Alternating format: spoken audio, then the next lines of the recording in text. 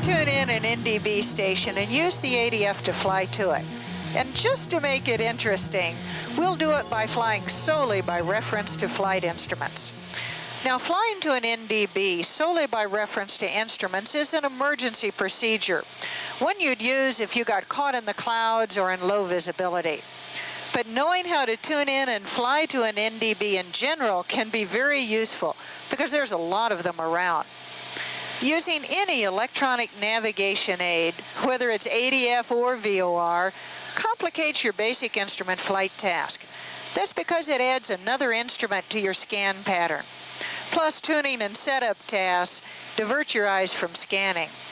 When we work with our nav and comm radios in visual flight conditions, our peripheral vision sees enough outside to warn us of attitude changes that might be occurring while we're preoccupied with our radios. But if we lose those outside cues and we're relying solely on our flight instruments, we lose some really valuable help. The solution? Consciously divide the tuning and setup into small tasks so that you can return to your scan pattern. For instance, if you're tuning a frequency, do it one digit at a time and scan your flight instruments between each digit. Just finding the right control takes time, so after you set in a single digit, leave your hand on the knob. You'll be surprised how much time it'll save when you shift your eyes back to set the next digit. Well, it's time for me to put on my foggles now, so Cal, will you take control, please? Okay, I have the controls.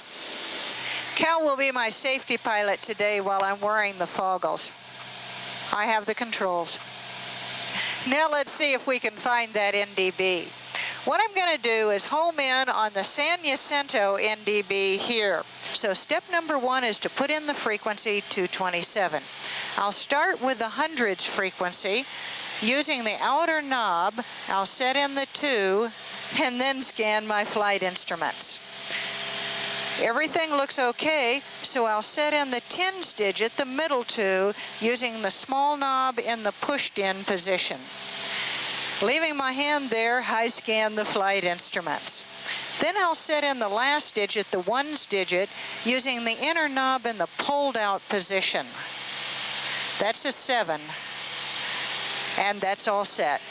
Now, having the correct frequency dialed in does not in itself guarantee results. You also need to check the station identification. To do that, move up to the audio panel and select ADF, and then come back and scan your flight instruments. Now go back to the ADF itself and check that ANT for antenna is displayed by the active frequency. That's so you can hear the Morse code identifier more clearly. If it's not, press the ADF button and verify that ANT is displayed, and then come back and scan your flight instruments. Adjust the volume so that you can hear the Morse code identification, that's SJY for San Jacinto, shown here in dots and dashes on the chart. And come back to the flight instruments and scan. Now, if we were working with VOR, we'd switch the audio off now, but our ADF doesn't have any other way of telling us that the station signal is lost. So continue to listen to the ADF audio.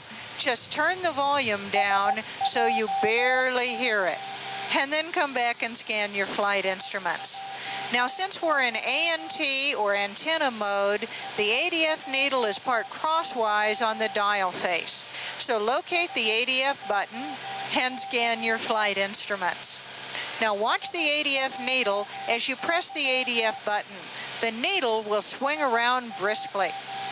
Well, the needle looks like it's pointing okay, and the station identification is still coming in clearly, so it's time to home to the station.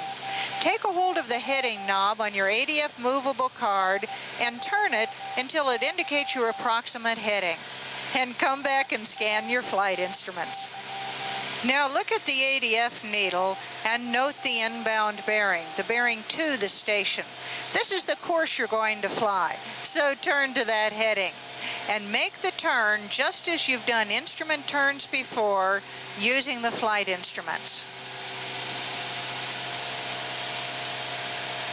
After you roll out of the turn and the wings are level, check the ADF. If the needle is not pointing straight ahead, you'll want to make a slight turn until it is.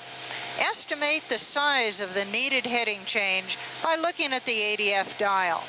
Then make the correction while focusing on your flight instruments. Now we're heading inbound directly to the station. At this point, keeping the movable dial matched up to your heading indicator might get to be pretty demanding, and there's not a lot of benefit. You're probably going to need some small changes in heading to keep the needle pointed straight ahead. So let's set the movable ADF card on the in, which is the same as 0. And from here on, it'll be giving us our relative bearing to the NDB station. The needle appears to be drifting slightly off to the right, so we'll turn right until it's straight ahead again. As you can see, the wind is definitely moving us around some.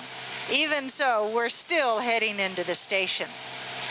Now the needle's starting to move more rapidly to the right, and the audio is noticeably louder. That means we're getting close to the station. The station is obviously to the right. We don't want to chase the needle, but we'll turn 5 more degrees to the right and hold that heading. Now the needle is swinging rapidly down the right side of the dial, so we know the station is passing by the right side of our Skyhawk. I'll bet if Cal looks outside, he can see it almost below us and slightly to the right. Yeah, we're just passing over the station now. Cal, would you take the controls, please? Okay, I have the controls. I have the controls. As you learned earlier, homing doesn't give you the most direct route to the station, but we got here. We definitely ended up somewhere, and that's a whole lot better than nowhere.